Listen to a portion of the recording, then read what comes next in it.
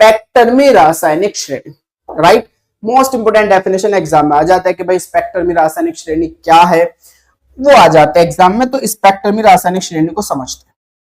अभी मैंने आपको बताया था कि जो मेरे पास मेटल के 5 कक्षक होते हैं, जब लिगेंड अप्रोच करता है पोजीशन पर जाकर, अगर अष्टफल के है, मान के चलो अष्टफल के है, तो जब अष्टफलक के 6 कोनों पर लिगेंड पहुंचेगा, तो पहुंचने से क्या होगा कि मेरे पास जो ईजी वाला सेट है, ईजी, क्योंकि ईजी के अंदर जो लॉब्स होगी वो अक्षों पर होगी, तो उनके बीच प्रतिकर्षण हो जाता है, जिस कारण उनकी ऊर्जा बढ़ जाती है, तो वो 2 सेट में टूट जाता है, एक ईजी के अंदर और एक T2G के अंदर। क्या ये बात मैं बता चुका हूं? ये ईजी मान लो और ये T2G।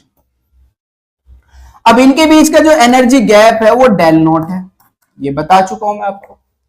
क्या है बेटा? डेल नॉट। अच्छा, ये वाले जो कक्षक है वो भी आपको पता है, dx² y² dz², और ये कौन है बेटा? dxy dyz dzx।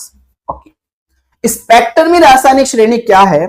हमने क्या करा, अलग अलग लिगैंड के साथ मेटल की रिएक्शन कराई और उसका डेल नॉट निकाला। निकाला जा सकता है डेल नॉट, सीखेंगे पार्ट सेकंड के अंदर बेटा।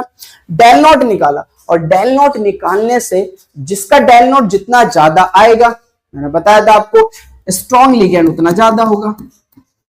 स्ट्रॉन्ग लिगैंड के लिए क्या होना चाहिए बेटा? डेल नॉट मैक्सिमम। तो डेल नॉट जितना ज्यादा होगा वो लिगैंड उतने ज्यादा परबल लिगैंड होगा।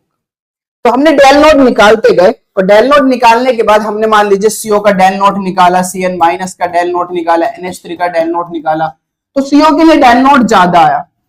किससे ज्यादा आया बेटा? CN- से। CN- का ज्यादा है किससे? NH3 से। तो इस तरीके से हमने लिगैंड लिया, और लिगैंड लेने से हमने ये स्प्लिटिंग देखी, और स्प्लिटिंग से हमें क्या मिला? डेल नॉट मिला। तो डेल नॉट जिसके लिए ज्यादा था वो परबल लिगैंड था। किससे परबल लिगैंड? जिससे ज्यादा है उससे परबल, राइट।